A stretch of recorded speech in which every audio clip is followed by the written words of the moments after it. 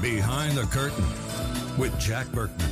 Welcome to another edition of Behind the Curtain. Remember, I'm not a talk show host. I'm not a reporter. I'm a lobbyist. I walk the streets of K Street and Capitol Hill every day of the week, sometimes 7 days of the week. I'm at the happy hours, the galas, the balls, getting you information that you can't get anywhere else, not on any of the cable channels, but you get it right here on Behind the Curtain. We're going to be talking all things about the election of this week. What else? I actually think it's good news. I mean, Republicans losing the House, of course. We lost the House, but we held most key governorships, most all key governorships, Ohio, Florida, Georgia, setting us up well for 2020. And it looks like we've added 3 seats, depending on how these 2 recounts come out in Florida and Arizona. In the Senate, we've at least held the line in the Senate. It'll be no worse than it is now, 51-49, but it depends on how, of course, the recounts come out. Well, joining us now, Raheen Kassan, author and fellow at the Claremont Institute, Gatestone Institute, and Mideast Forum. Raheen, welcome. Hi, thanks for having me. Hey, you sound like the kind of guy I need to know if you're at all the parties. Well, that's right. We'll invite you, Raheen. We'll invite you. Well, let me ask you this: give me your overall take on this election. What's your take? Yeah, well, look, if you can hear some background noises, because I am doing what you do, which is walking around Capitol Hill right now. Obviously, last night was. I put it this way. I put it as a victory for both sides, and it was a victory that I think both sides needed. Right? It would have been devastating to either side to have to absorb losses in both chambers. If the Democrats had lost anything more, I think we may have seen their typical mobs on the streets. So at least there is a palpable sense of calm here now. And I say this as an outsider who has sort of, for the last 2 years, observed in person the opposite of calm in this city and across America. So, I think, but barring President Trump's press conference this afternoon aside, I think it's a moment of respite for a lot of people. I don't know how you feel about that, because within a week probably everyone's going to start working for the presidential election. That's right. The presidential election begins, I guess it began very early Wednesday morning, as it always does after a midterm. Okay, so there shouldn't be any surprise. I mean, I'm not spinning this in favor of the Republicans. Well, maybe I am. But there shouldn't be much of a surprise, because the party in power generally loses seats. If you hold the White House in a midterm, generally you'll lose seats. Republicans beyond that had an awful lot of terrain to defend. I mean, if you look at what they had in the House since 2014, and then in 2016 taking everything, there's a lot of terrain to defend. In a divided country, it would be very difficult for one party to hold all 3, House, Senate, and White House, for any length of time. I mean, the country's pretty much divided 50-50.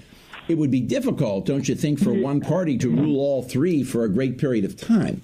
Yeah, and without sounding like spinning for the Republicans either, beating broadly a historical loss. Keeping broadly in line with trends and expectations. I put it this way. We heard about the blue wave and we heard about the red wave, and actually both of them came to pass. Turnout was so high and races were so close. But what happens when 2 waves collide is you broadly get inertia. You get some spill of the water over to one side and some spill over to the other, and that's what we saw in the House and that's what we saw in the Senate. And so really what this bodes is, for the Republicans especially, the closeness of Florida and the closeness of Texas last night means they've really got to focus on what that portends for the presidential election, and whether they are going to plow more resources into making sure that those places don't go purple or blue next time, or whether they're going to aim more at more Rust Belt states and try and hold it that way. And I think these are the conversations that's a perfect segue, because you are an expert in voter turnout. What did we see in terms of base turnout? Which base turned out the most last night? I'm presuming it's the Dems, but is that true, or was it even up? Yeah, I think by a sliver it was the Democrats that managed to mobilize more people. But again, that's built into the equation. It's built into the incumbency factor, holding the White House, holding the Senate. You expect the other side to be able to mobilize more effectively. What I don't think the Democrats will quite have come to grips with yet, and they'll come to grips with over the next week or so, is why didn't their star candidates win? Why didn't Beto win? Why didn't Gillum win? Why did, in all the places that Obama campaigned in, why did so many of those candidates lose? And it really will require, and they're having it now, and you've seen it having happened over the last couple of months, and indeed over the last year, is who actually controls the Democrat Party? Is it the radical socialists now, or are they going to have the Bidens and the Hillarys and those people running next time at the presidential election as well? And that's a fight they're going to have both internally now, and I think we're going to see that fight in a massive sense on the debate stage in the primaries. I mean, if the Republicans had a lot of people on stage at the last ones, you better bet the Democrats are going to have almost double the number of candidates next time around. And that's because there's no defining leadership. Let me ask you this, Raheen. Now, if you look, the Democrats, it would seem to me, one thing I've noticed, and Schumer made these mistakes big time in 2016, they tend to pump money into states, particularly with statewide races, Senate races. They pump national money into states where they can come close but not win. Two states where I think they wasted a lot of money this time were Missouri and Texas. I told them, I could have predicted a month ago, Dems are going to lose both of these states. Why pump money into those states? They might have sent more into Indiana where help was needed. They might have sent more into Ohio, more into Florida, more into Arizona. But they pumped a lot of money down rat holes in Missouri and then Texas. Do you agree? Well, I would disagree with the sort of idea that it's not worth doing that. You know, what they've showed and what they've been trying to show is that nowhere is out of the equation. And they did show that last night. I mean, don't forget, Gillum was favorite. Beto was supposed to be an upset in Texas, and they've shown that they can at least come close. And what that does is, well, firstly, it's a long-term operation. It's a medium to long-term operation. What it does is it shows local organizers, it shows local Democrats who have voted all their lives frustrated. It's like friends here in Washington, D.C. who are Republicans. They always throw their arms up and say, well, what's the bloody point in voting anyway? All of my Republican friends who live in Washington, D.C. didn't even bother at all to do anything yesterday. And so what they're showing their base is actually it is worth going out and doing these things. And you get I feel like anyway, that you get a sort of layered confidence. You get an electoral confidence boost. Look, it takes 5 to 10 years, but actually they tend to be much better at this than the right is. I guess a long-term strategy. I guess short-term defeats. So they have defeats in 16 and 18, but maybe as you suggest, in 26 and 28 and 32, you will start to see big dividends in Texas and Missouri for Democrats. Well, I mean, think about the donors who give to the parties. They are now able to go to those donors and say, you told us that Texas was a write-off. You told us that Florida was a write-off. We've shown you how close we can get. Start cutting those checks. And those checks will come in now. And the Democrats have shown themselves that even at their lowest philosophical ebb, which is where they are right now, they are still able to contest in what are supposed to be deeply red districts. Let me ask you this, Raheen. What do you think this portends for 2020? Final question, about a minute and 10 seconds remaining. What does this portend for 2020? Well, firstly, we're not going to see an appropriations for the border wall, so this gives President Trump the ability to campaign again very heavily on the border wall, which is, I suspect, what he so he can now blame the wall on Pelosi. The absence of the wall can be blamed on Pelosi. That's very insightful, Raheen.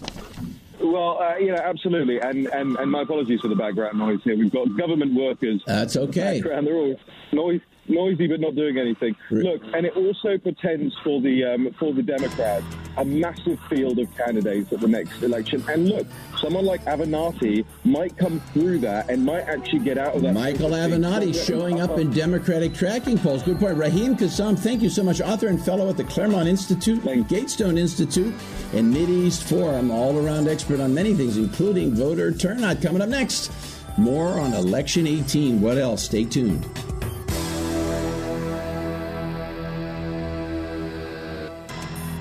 All the stories and controversies that no one talks about, but everyone should know about. Some people without brains do an awful lot of talking.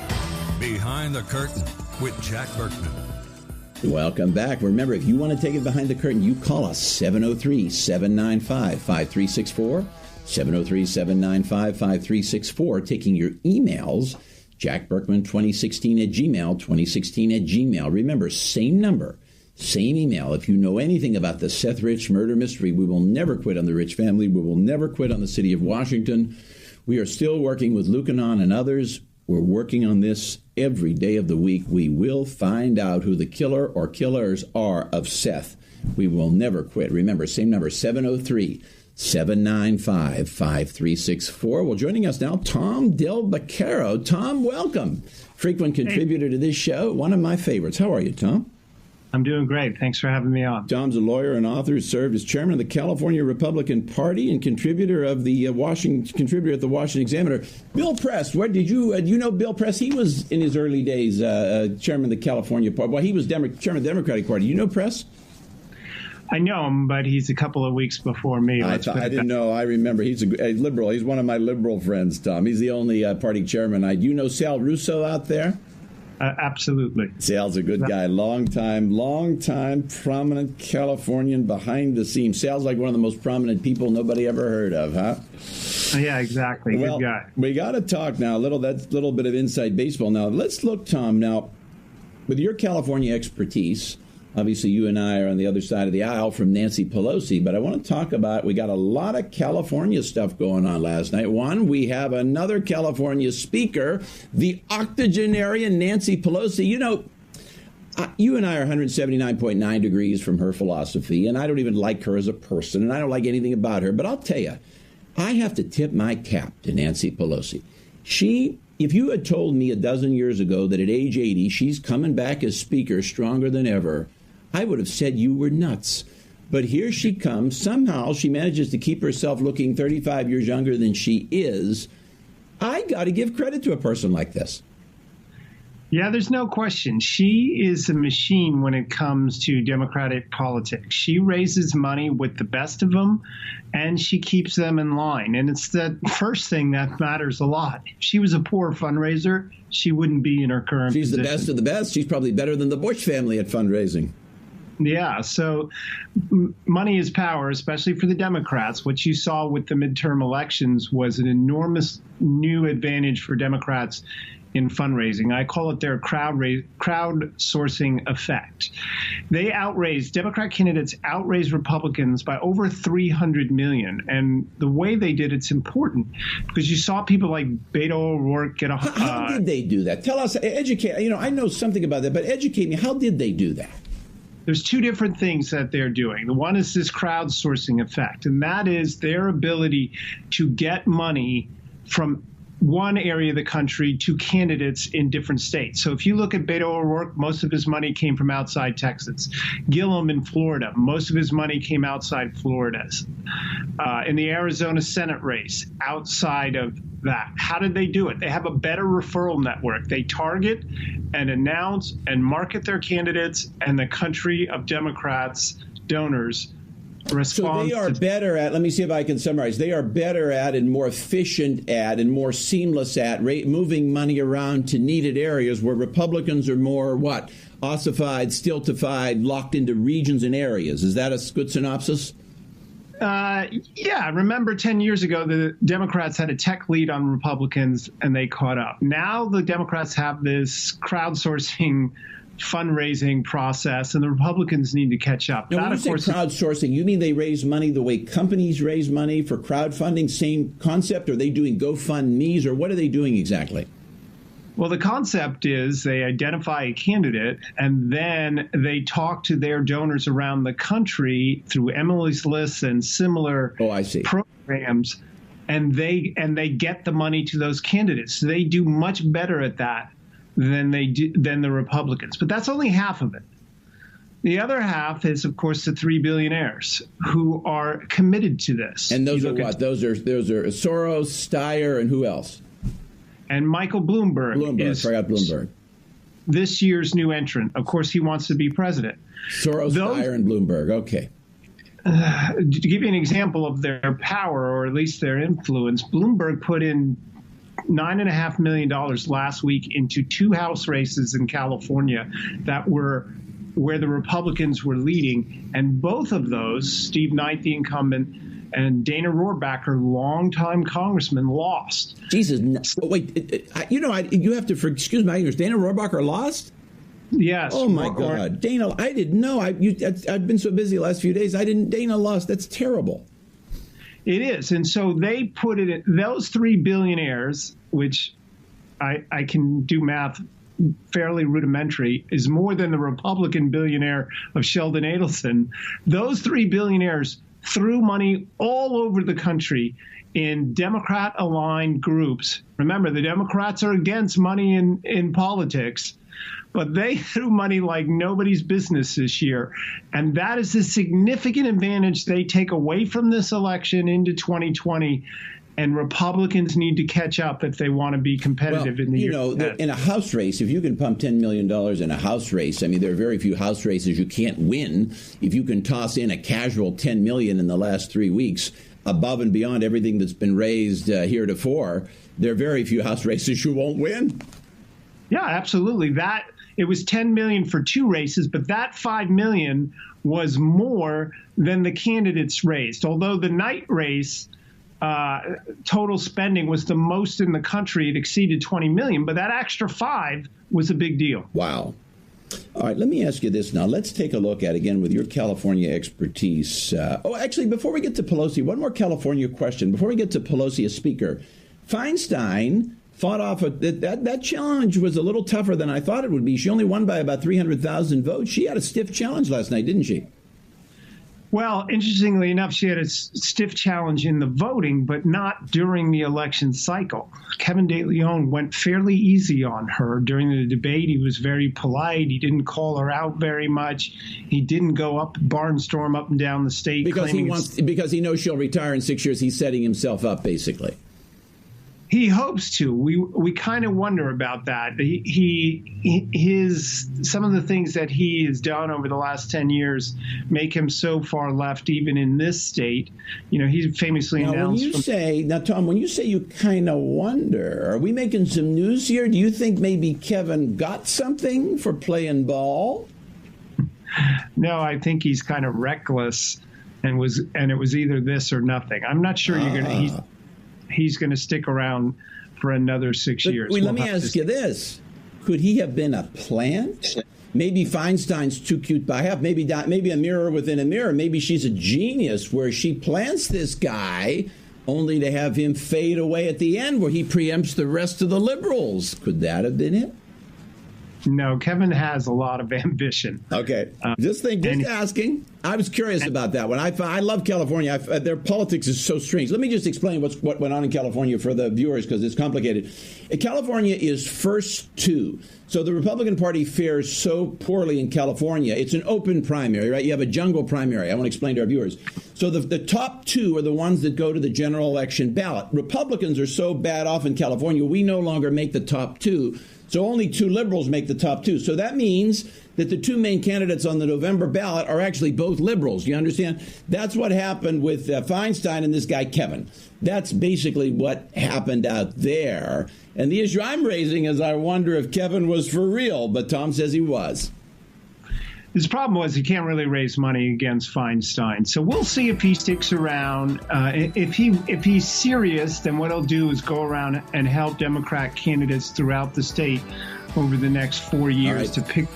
Tom, I want you to hold on. We'll be right back after the break. More with Tom Del Beccaro. Stay with us.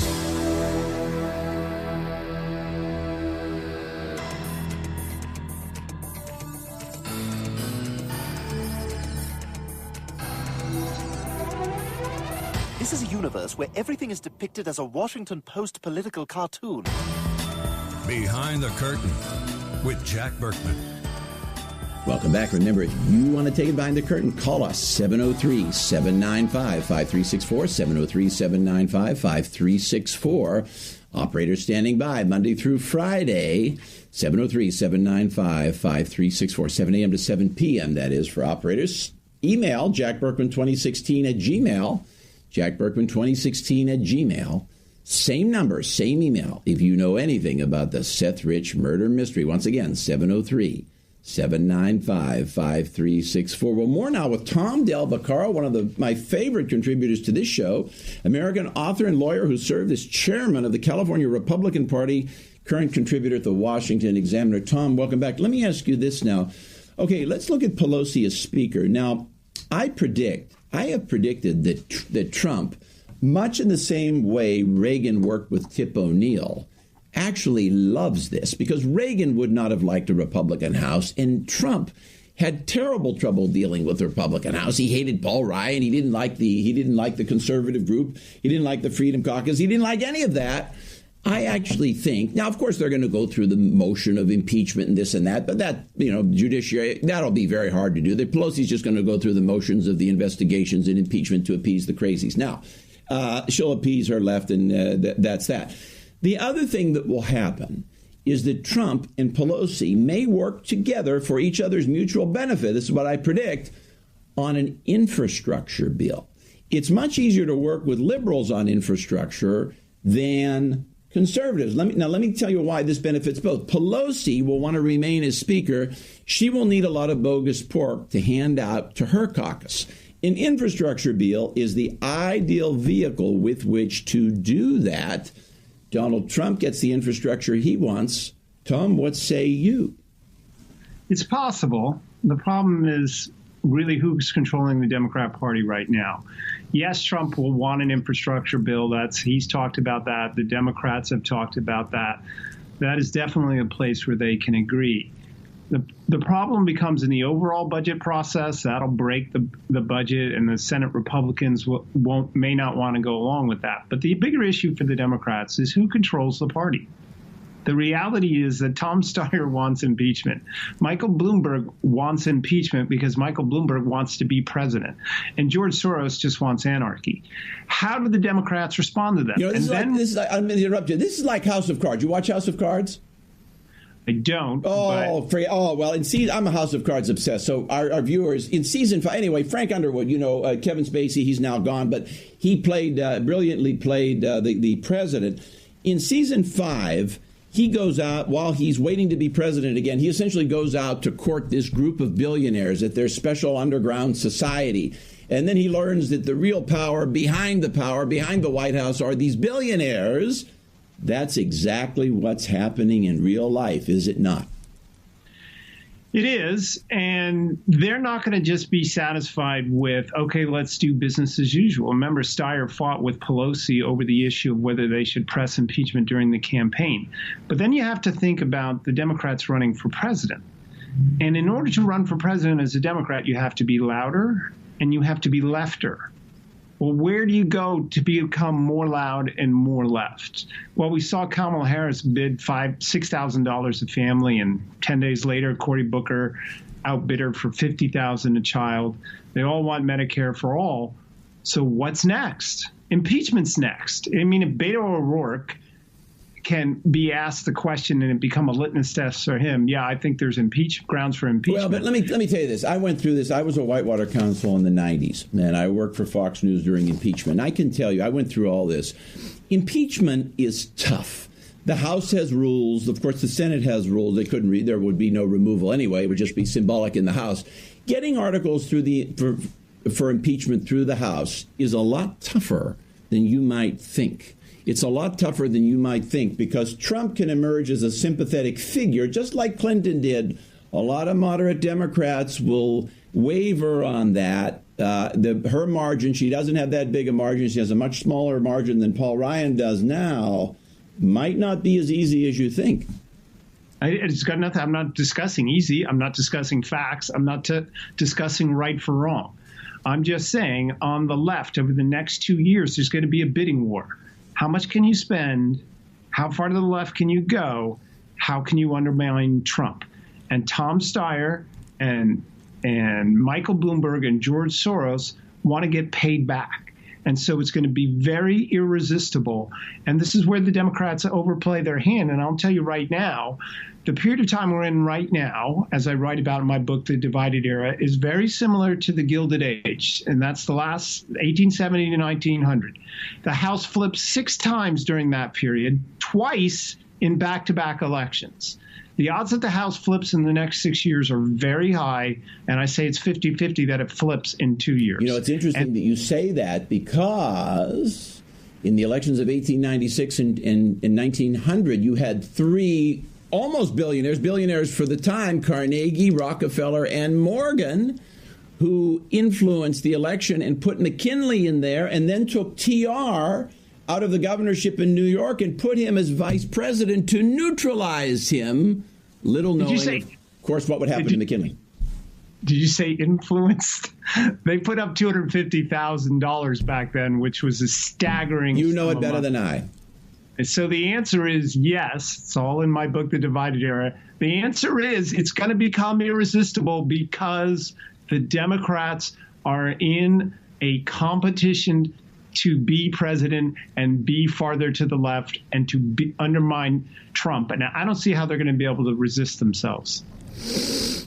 Interesting. Now, the country, let's flesh out that comparison to the Gilded Age. The country is more divided then. The country was more to the right than it was then. McKinley, I mean, the country's more divided today than it was then, wouldn't you say? No, not yet. It's getting close. And remember, the Gilded Age decided massive issues, whether we'd have paper money or coinage. It was so massive that the two major parties froze up and the Greenback Party came alive and won seats during those elections in the 1880s and 1890s. They also decided the huge issue of patronage. Remember, before the Pendleton Act, you could fire the entire federal workforce if you were the new president. And that was a big spoil system. In fact, To the Victor Goes the Spoils comes out of this period of time. That meant the elections were literally about over 150,000 jobs at a time in the federal government, which is a massive number for the age. So there were very massive issues. The voting rates sometimes, at least one election exceeded 80%, of course, only among men, but very high rates. We are going to pass the Gilded Age, in my view, but let's hope we don't mirror the Gilded Age. The notion of politics as a blood sport came out of the Gilded Age. And we know about the assassination attempts and successes during that period of time. Interesting. So that's how you got a permanent civil service as the trade-off and the antidote to patronage. Now we have the opposite scenario, which might be worse.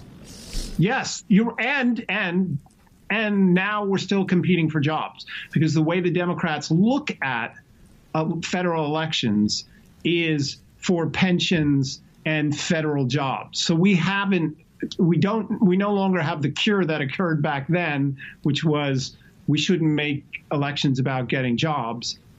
And we have what you talk about, a permanent bureaucracy, which is so damaging as well. Let me ask you this, Tom, really kind of final question here. Let's talk in the time remaining about, it's often said that so the day after the election back on Wednesday morning, the race for 2020 begins. You're talking about Lefter and Louder.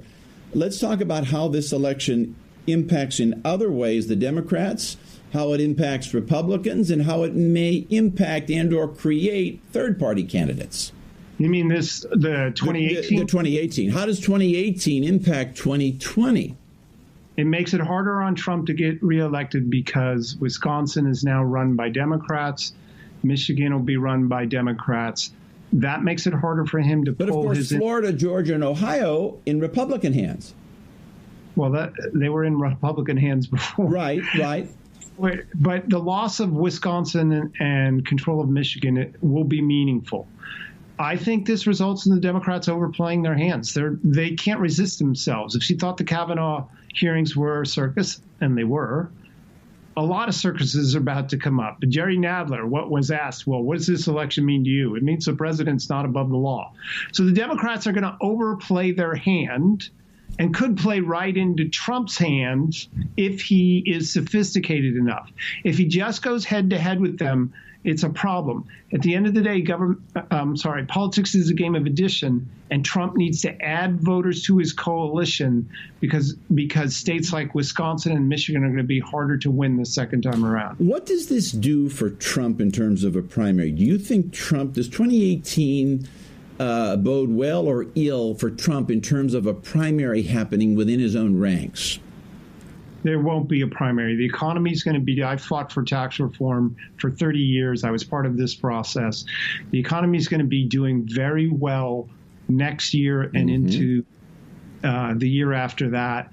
There won't be any Now, you say that, but let me offer you, and I hope not because I support the president, but let me offer you an alternative hypothesis. What you could have, instead of an A candidate, is a B or C tier candidate, like a radio talk show host, something like that, jump into this. When that happens, what could happen is the A-tier candidates are afraid that all that media attention will build up the C-tier candidate, and that could cause them to jump in. Do you see any sense in that? I don't see it happening. Unless some massive scandal happened or he completely blows some foreign policy issue, neither of which I see is happening, Trump will be the nominee. The economy will be doing really well. The Democrats are going to practice shutdown politics with the budget. They're going to go too far left. And Trump's going to be able to easily say it's time to bring the House back so we can make more progress. This could be an easy election cycle for Republicans if they're savvy. All right, prediction time. Does Trump get reelected? If you had to bet your dog's life, how would you bet right now?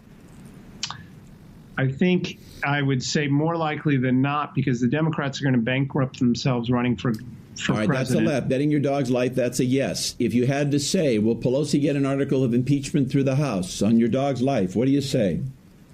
Well, my dog died 2 years ago. Well, you pretend you have a dog or a cat or whatever. I'm not a cat guy. Does she actually get it through the House? Yes or no? Prediction time. No, but they're going to try. No, but they're going to try. Tom Del Beccaro, what a brilliant analyst, American author and lawyer who served as chairman of the California Republican Party, current contributor at the Washington Examiner, and, of course, his best radio credit is that he is a contributor to this program. Tom, thanks. If we're real lucky, we'll be able to have you back again. Coming up next, what else? More on Election 2018. Stay with us.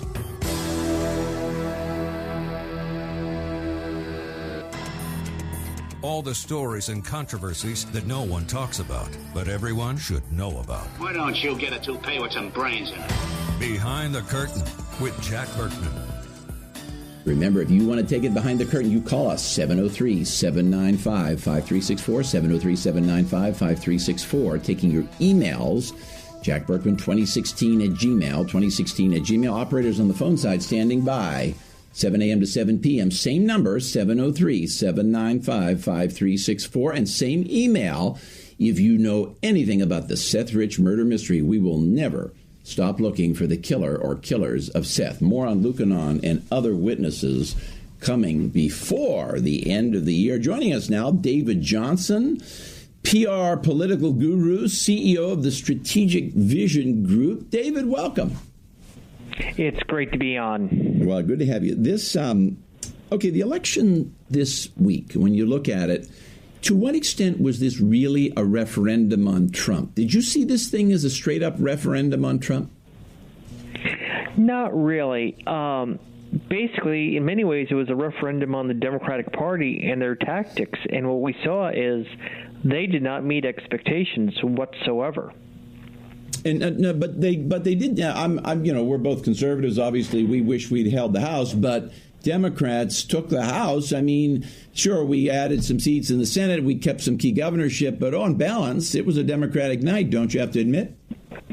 Not really. Not if you look. I mean, they didn't score as big as they wanted in the House. If you think about it, they completely outspent Republicans. They threw everything they had in it. And yet it's really not a massive swing on the House. I mean, it's going to be a very small majority. They thought they were going to win the Florida governorship. They threw everything into that. They lost that. Here in Georgia, we had Barack Obama, Oprah Winfrey, just about every celebrity Hollywood could send to help the Democratic candidate. And that turned out to be a disaster. She didn't even come. Abrams didn't even come close there.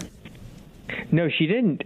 Look at Ohio. That governorship, they thought for sure they were ahead. The polls show they were ahead, yet Republicans retained that governorship. And in Mike DeWine, let's face it, in Mike DeWine, a nice guy, not a strong candidate. The Republicans won there with a pretty weak candidate.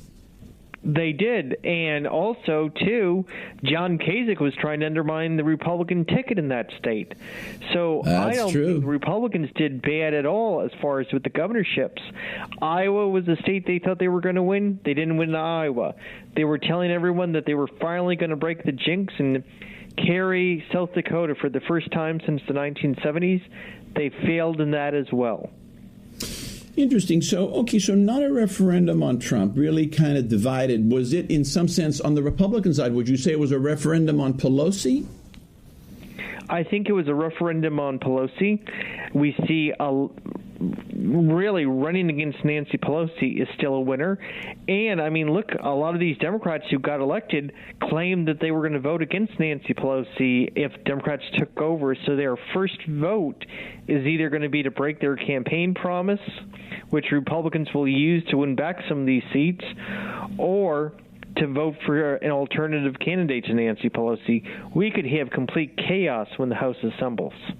On the Democratic side, is it a foregone conclusion that on January 3rd, after the Democratic leadership elections around Christmas time, is it a foregone conclusion that she will be Speaker, or is the media rushing to judgment on that? I think the media is rushing to judgment. You have about 10 to 20 Democrats who campaigned pledging that they would never elect Nancy Pelosi Speaker of the House. Their first vote's going to be to cast a vote for the Speaker. And if they don't vote for her, there's no way she can be elected.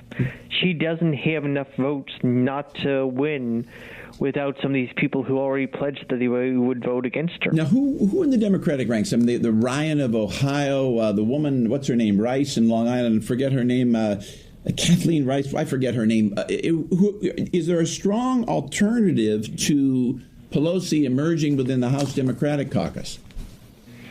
There doesn't seem to be. We hear a lot of talk that they need a transitional leader, so they might, elect Steny Hoyer or Spratt as this transitional figure. Well, but Hoyer would back Pelosi. That's not his style. He would back Pelosi. He's not going to do that. But regardless, all they're doing is talking old names, no fresh faces. That's a good point. Whatsoever on the Democratic side. Interesting. So how do you see, so out of the box, let's talk a little bit about what you see happening out of the box. Do they plunge into impeachment?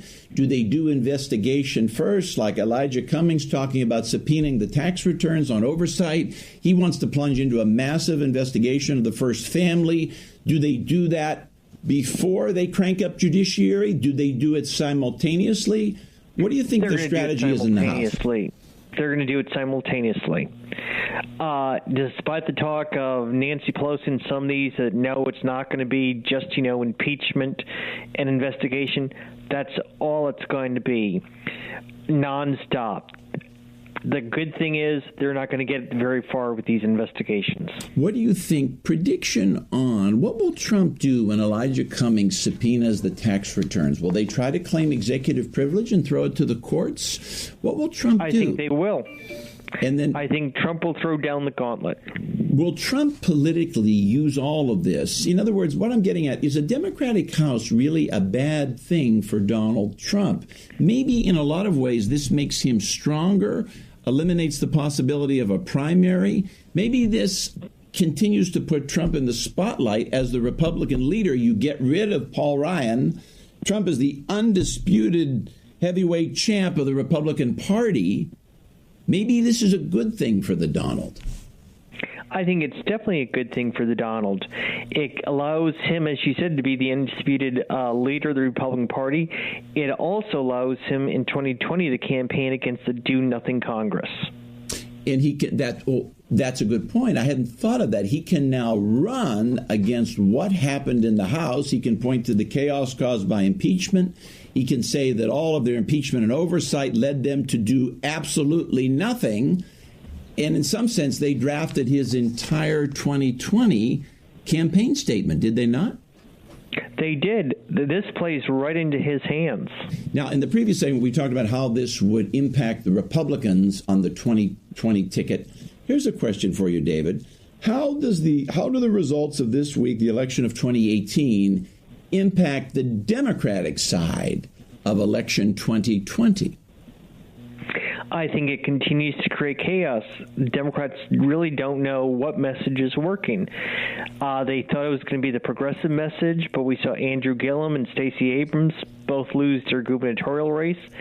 But the moderate Democratic message didn't work either if you look at some of these Senate results. So basically, it's going to be a free-for-all, nothing but chaos right now on the Democratic side as they try to decide which message is going to work to try to unseat Trump. Are you struck that the two leaders, when they took last week's polling, showed three people in a dead heat? Actually, Michael Avenatti, ABC News poll, number one, Michael Avenatti, just ahead of Bernie Sanders, Biden in third place, but those three almost in a dead heat. Were you surprised to see Avenatti? Not really. He speaks to this progressive wing of the Democratic Party who believes that it's okay to do anything, even lie, which we saw him do in the Kavanaugh hearings, to win. And I think that Avenatti would be the best thing Donald Trump and Republicans could win. Look, he already delivered a Supreme Court seat and probably the several Senate seats to the Republicans.